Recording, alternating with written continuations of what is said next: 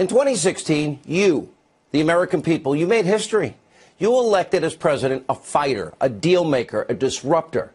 You sent a leader to the White House who is clearly unafraid to dismantle the status quo in Washington, D.C., the swamp, the sewer, and also somebody that is now, in 2 years, we see he fights to keep his promises and get things done that he said he'd get done, frankly, come hell or high water. Tonight, what you're witnessing is Donald Trump doing whatever it takes to fulfill his promises. More importantly, this is about protecting the lives of the American people and securing the country on our borders. Many lawmakers, especially Democrats, ignored the crisis at our southern border. They said it's manufactured. 1 month ago, Speaker Pelosi vowed that Congress wouldn't spend more than $1 on any border wall. It was immoral. As it turns out, she's a little off. Take a look. I went through Congress. I made a deal. I got almost $1.4 billion when I wasn't supposed to get $1. Not $1. He's not going to get $1. Well, I got $1.4 billion, but I'm not happy with it. Nor am I. But the president's right. He got $1.375 billion for the wall and a bill that tripled the funding for barriers on the southern border over the previous budget. And it's only 7 months, this budget. It killed so-called poison pills like any amnesty. It's not in the bill for illegals. No pathway to citizenship. No limit on ICE detentions. In fact, instead of a limit, this bill funds 5,000 more beds for illegal immigrant detention.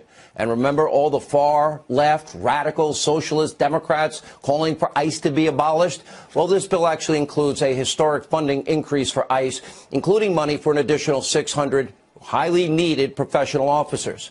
Now, still, you heard the president. He's not happy, nor should anybody be happy, because $1.375 billion for a wall is not enough. And it's why I have called this bill garbage from the very beginning. And it's why the president is now officially, as of today, declaring the national emergency that he's been telegraphing to the world he's going to do. Take a look. So I'm going to be signing a national emergency. And what we really want to do is simple. It's not like it's complicated. It's very simple. We want to stop drugs from coming into our country. We want to stop criminals and gangs from coming into our country. It's an invasion. We have an invasion of drugs and criminals coming into our country that we stop, but it's very hard to stop. With a wall, it would be very easy. So I think that we will be very successful in court. I believe that as well. Now, let's break down exactly what this means and why this plan will ultimately be very successful. As the president declares this national emergency, the administration will gain access to roughly $8 billion. The president will be able to use the $1.375 billion from the budget compromise, so progress continues straight through the rest of the fiscal year, which is till October. $600 million from the Treasury Department's drug forfeiture fund, $2.5 billion from the Department of Defense's drug interdiction program, an additional $3.6 billion from the Department of Defense's military construction account. And he knows the Democrats, as we predicted, they're going to go judge shopping. They're going to challenge this constitutional executive action in court. But their efforts, ultimately, they will come up short. One constitutional scholar after another agrees with us. The president is standing on firm legal ground. Let's look at U.S. Code. Oh, law passed by Congress, signed into law. It explicitly states, quote, construction of roads and fences, oh, that would be a barrier, a wall, and installation of lighting to block drug smuggling corridors across international boundaries of the United States. Well, the president also has standing based on U.S. Code. Right there you can see it, 2808. That allows construction projects for national security. And that's not even all. Since 1978, a whopping 58 national emergencies have been declared by various presidents, starting with Jimmy Carter. And guess what? 31 of those national emergency declarations are still in effect today. Former President Obama, he declared 10 national emergencies, including one that countered the rise in crime from a deadly Mexican cartel. Simply put, there is major legal, legislative, and constitutional precedents for this national emergency when it comes to stopping drugs, gangs, cartels, trafficking, and everything else, and all the security risks to Americans at the border as a result of an open border. Remember, 300 Americans are dying weekly from heroin, 90% of which is trafficked across our southern border. In 2017, more than 70,000 Americans died from drug overdoses. Excuse me, is that a manufactured crisis? Last year, fentanyl trafficking across the southern border shot up a whopping 122%. In Arizona alone, fentanyl deaths have tripled since 2015. And sadly, drug carnage, well, this is one part of the crisis. In just the past 2 years, 4,000 criminal aliens were arrested for homicide, 30,000 for sex crimes, 100,000 for violent assaults. That's a 2-year period. Last year alone, 800 gang members apprehended at the border, a 50% increase from 2017. And today, the president had a very powerful message to one, well, fake news hack who tried to claim that this is all just a manufactured crisis. Same talking point the media uses as their best friends in the Democratic Party. Take a look. What do you say to your critics who say that you are creating a national emergency, that you're concocting a national emergency here in order to get your wall because you couldn't get it through other ways? Moms, what do you think? Do you think I'm creating something? Ask these incredible women who lost their daughters and their sons, okay?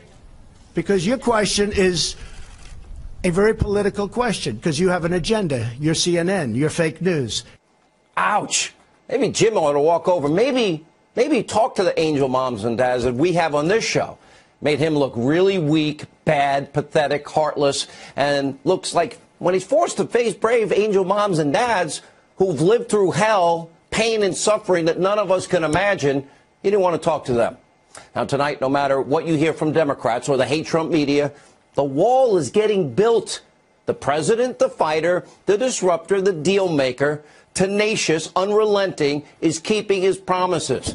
But also, he's winning. Are you sick of winning yet? The American people are the real winners here. This is a huge win. Forget the president. Put him aside for a minute. This is a win for the country. This is a win for you and your families and our safety and our security. Which brings us tonight to our Hannity Watch on what is the abusively biased hate Trump media.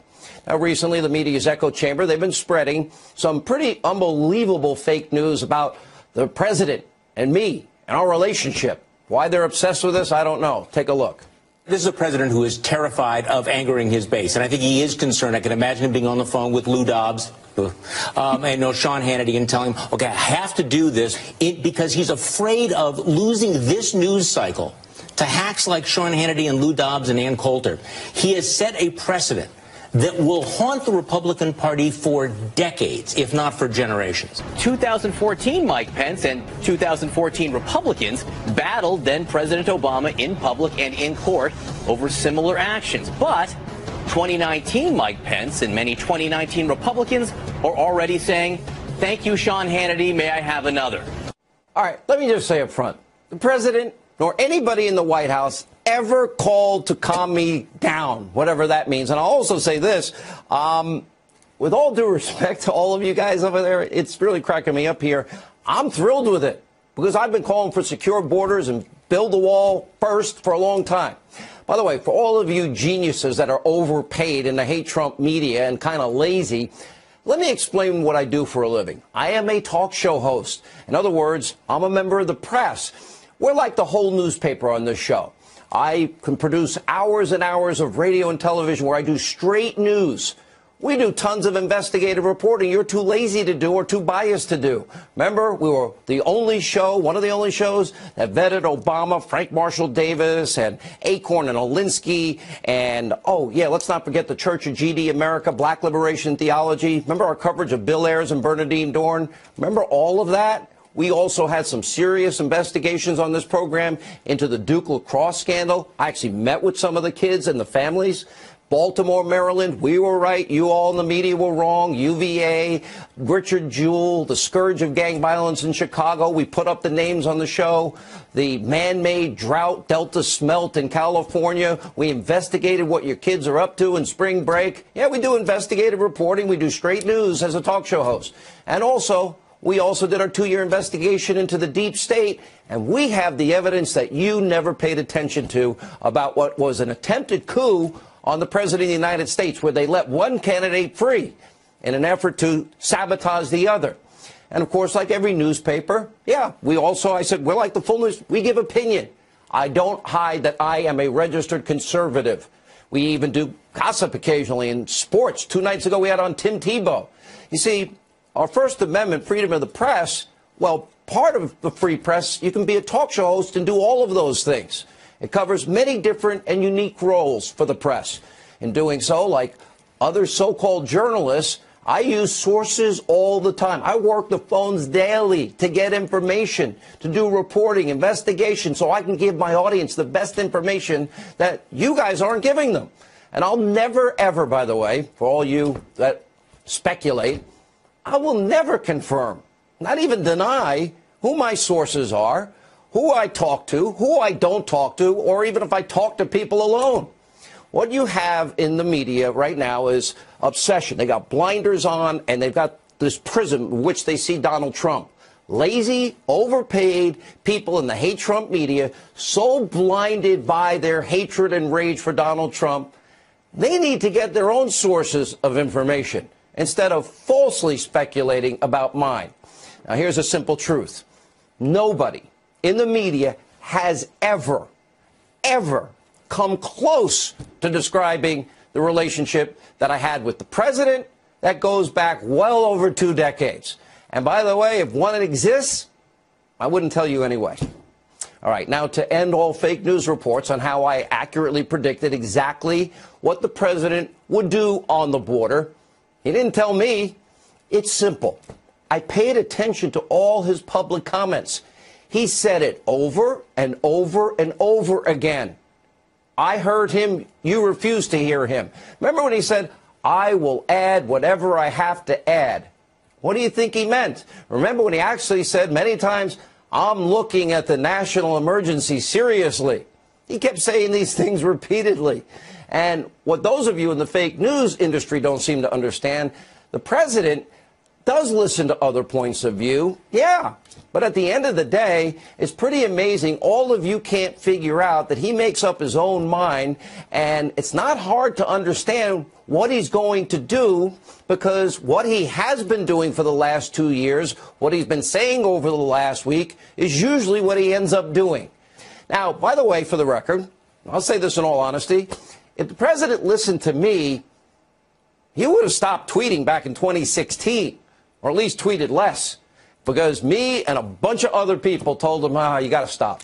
But I got to admit, in retrospect, I actually think he was right to keep doing this, maybe 5% less, because what he's doing is bypassing the abusive press that is offered, people that hate him every day, and he's getting his message directly to the American people, which, as you can see, in a media landscape full of conspiracy theories, hatred, fake news, is now more important than ever before. Take, for example, this report from Newsbusters. Look at this. All the big 3 networks, ABC, NBC, CBS, they went wild with their hysteria, collusion, coverage, one story that turns out to be false after another. They dedicated over 2,200 minutes of airtime, just the 3 networks. They aired and found 0 seconds minutes for available airtime, when the bipartisan Senate report that found no collusion with Russia this week. They didn't cover it at all, because then they'd have to admit they were wrong.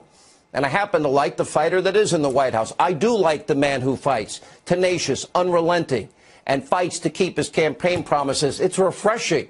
It's energizing to watch him go down the list and see all the success for the forgotten men and women that voted for him in 2016.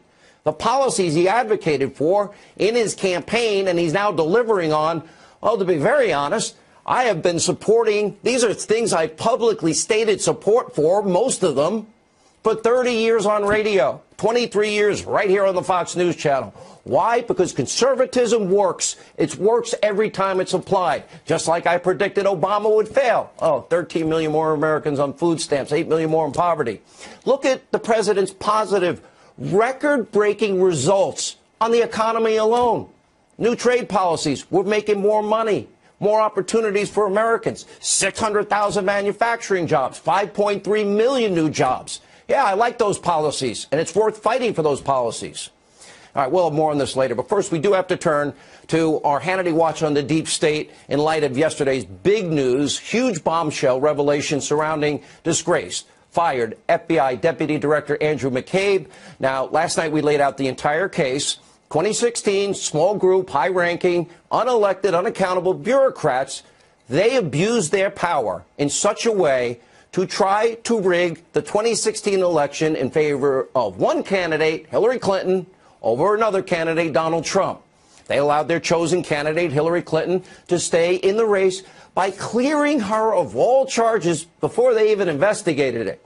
Well, things that no other American could ever get away with. Trust me, if you have subpoenaed emails, you better not delete them. You better not acid wash your hard drive and bust up your devices.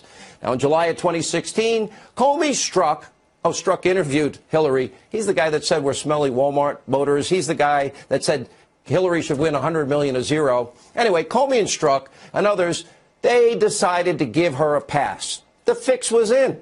And they didn't prosecute Clinton for what were obvious felony violations of the Espionage Act, including mishandling top secret, classified intelligence on that unsecured private server in a mom-and-pop shop bathroom closet.